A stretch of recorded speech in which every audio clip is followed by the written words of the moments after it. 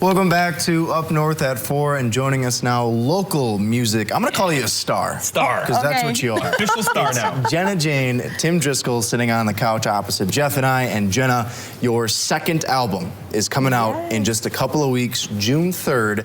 The album itself is called 9 Lives. Yes. Tell me about the project. So I'm really, really proud of this album. The songs have never come to me more naturally. They were all about real life experiences that have happened in the past year, and I went through a lot. So that's where the best songwriting comes out. And I'm really proud of these albums. Tim here, helped me produce these and make them what they are. And I think we're both just really happy to say that it's finally coming, it's finally done, and everyone gets to hear them really soon. So I know, and it's really nice because she comes in with the ideas, and they're great ideas, so it's not like I have to do a whole lot, There's work involved. Yeah, there's plenty of work. Lots of work. All right, Jenna, there's a song on the new album called Crazy. Who or what is that about? I can't say names, but it is about, I can't name drop. So if you guys follow me on TikTok, I kind of gave a little background to that story. Now, it's actually about an ex-best friend of mine, and, unfortunately, it didn't work out. As our friendship grew, we were really close, but when people stab me in the back, unfortunately, maybe a song's gonna come out of it. So I don't want to go Taylor Swift on him, but there's a lot of other females that have related to me in that regard. They're like, we had a best friend that did this to us, and we feel the same exact way, and we can't wait for the song to come out because no one's ever written about that. And I was like, well, that's just a cool, I guess, aspect of that song, and a cool way to perceive it. So well, I'm curious though too, because you mentioned, within the past year since the first album came out, like you went through a lot of life happened, right? It happens to everybody. But at the same time, you said a lot of the songwriting, the music kind of came naturally. Is this just a matter of tapping into your emotions, your experiences? It really is, because it's like, how are you feeling that? How are you feeling that day is kind of the best way to put it. Or you're driving home, and all of a sudden a little, one-liner pops in your head, and you're like, oh, well, maybe this is a good song idea, and you're feeling a certain way in that moment, and you go home and you write, and then all of a sudden, an hour and a half later, you have a song, and you're like, whoa.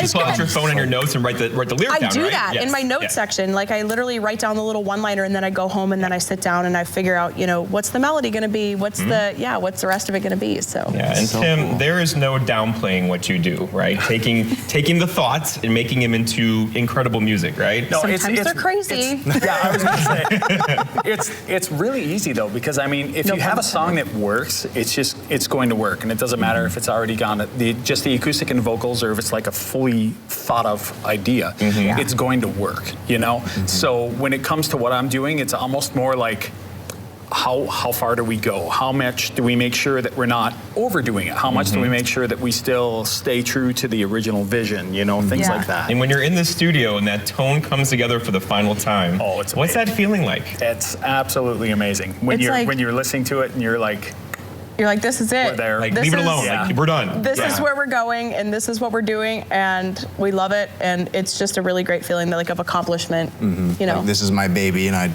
exactly. I'm protecting this baby. Nobody else touch it. Yes. Well, you have been doing some incredible things, and you're going to be doing some incredible things in the near future. We're going to chat about that. We're going to take a quick break, though, so stick with us on Up North at 4.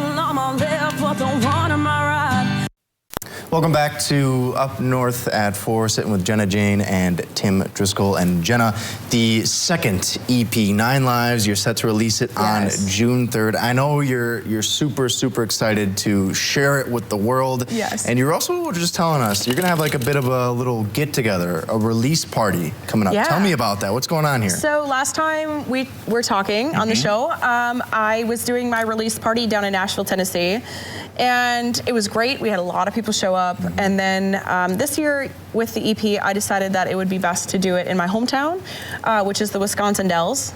So we are doing the release party there at Monk's Bar and Grill. Tickets are on sale at Eventbrite, so you guys can find them online if you want to attend. And it's going to be a really cool, intimate night with all the closest people. Yeah, so. yeah. I was going to ask you, did you ever, growing up for you, and I don't know at what point you said music's going to be my thing, but has it like really kind of sunk in? You're like, I'm doing this now, and I'm going to have a release party in my hometown. Yeah, like kind of full circle. It is, and it's really cool because we just released a hometown show. Actually, June 30th, we'll be doing a full band show in my hometown, and they released the video, and everybody was like, "Oh my gosh, this is so cool!" It's like. Everybody's like, "Oh, she made it," and I'm like, "It's not that glamorous." Take it in, but, Jenna. You're just done like, the work. Let it resonate. Yeah, and it is. It's cool. It doesn't seem real, and it doesn't seem as big as it really is right now, because it is. It's getting to that point. Yeah. We're at a turning point. We're getting a really good following all over the country. We have people reaching out. So cool. I made an international debut last year in Mexico. And at Country Fest Cancun, and I got to meet a lot of my idols and play alongside a lot of my idols. I got to play along with Trace Adkins and Rodney Adkins, Justin Moore. So I got to do that. You're playing at the Grand Ole Opry. Just that place. Casual, yeah, not a big deal. I'm curious though, how did Nashville change you, both of you? It was, Tim had never been there, and I had been. So it was very interesting. It's a very oversaturated town. Love Nashville dearly. There's a ton of talent, but you don't have to live there to be successful. Yeah, it's really like compartmentalized almost, because you have the people that are downtown that are doing all covers, and you have the people over towards like Music Row that are doing more of the originals and things like that. And we're kind of in a fortunate position where we can do both. Yeah. What was that? It was definitely eye-opening, like she said. It was really cool. Yeah. Made you want to chase that dream even more. Yeah. Well, I know you said before, like, I don't want to make it bigger than it is, but all right, we got to brag for a moment here, because you're up for a couple of awards. Yeah. Tell us about that. Get the word out, Jenna. So actually this weekend I get to attend my first ever red carpet, and that's going to be for the Whammy Awards. And for those that don't know what that is, it's Wisconsin Area Music Awards. And I was nominated as Female Vocalist of the Year. So that was really cool. That's a big one. Yes. Awesome. And then the second one, I kind of cried a little bit. It was actually like one of my last sessions going to Tim's to record some of the final vocal tracks for 9 Lives. And I all of a sudden got this call that I was nominated for Female Rising Star of the Year for the Josie Music Awards.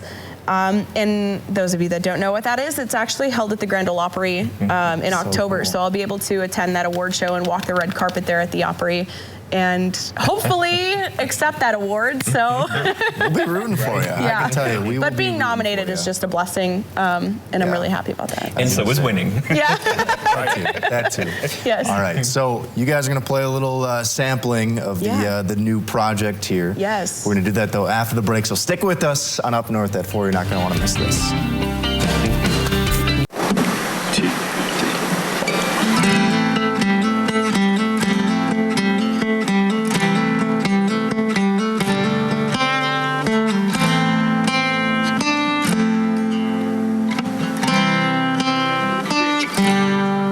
I've tried whiskey, 100 proof, the cheap cigarettes and dive bar views, and just like you, they're all bad for me, but I can't help that match and setting